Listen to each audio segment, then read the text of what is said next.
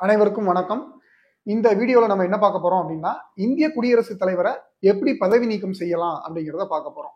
இது சம்பந்தமா article 61 impeachment of president, இந்திய குடியரசுத் தலைவரை எப்படி பதவி நீக்கம் செய்யலாங்கிற விஷயத்த சொல்லுது.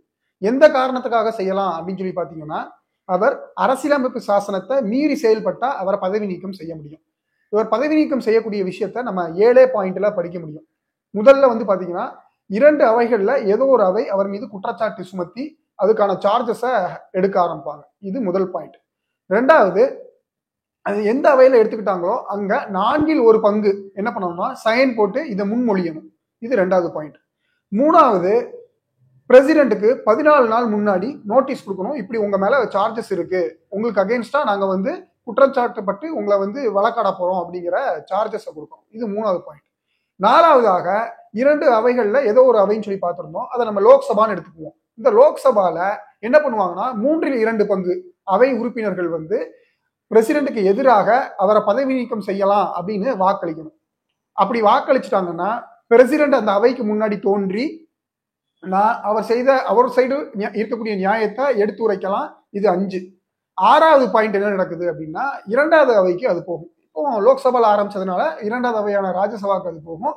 ராஜ்யசபாலையும் 3ல் 2 பங்கு அவை உறுப்பினர்கள் பதவி நீக்கம் செய்ய சொல்லி வாக்களிச்சுட்டாங்கன்னா 7வது பாயிண்டாக பிரசிடென்ட் பதவியிலிருந்து நீக்கப்படுவார். இதுதான் இந்த 7 ஸ்டெப் ப்ரொசீஜர்.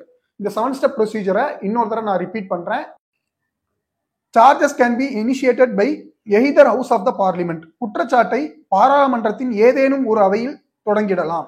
2வது point, signed by 1/4 member of the house. அவையின் உறுப்பினர்கள் 4ல் 1 பங்கு பேர் கையொப்பம் தேவை.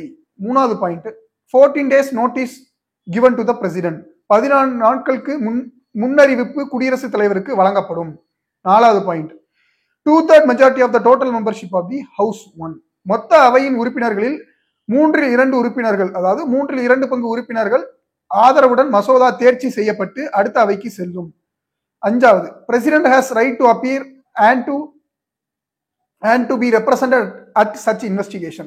குடியரசுத் தலைவர் இத்தகைய விசாரணையில் கலந்து கொள்வதற்கு உரிமை பெற்றுள்ளார். 6வது, 2/3 majority of the total membership of the house 2. இங்கும் 3ல் 2 பங்கு பெரும்பான்மை ஆதரவுடன் மசோதா நிறைவேற்றப்பட வேண்டும்.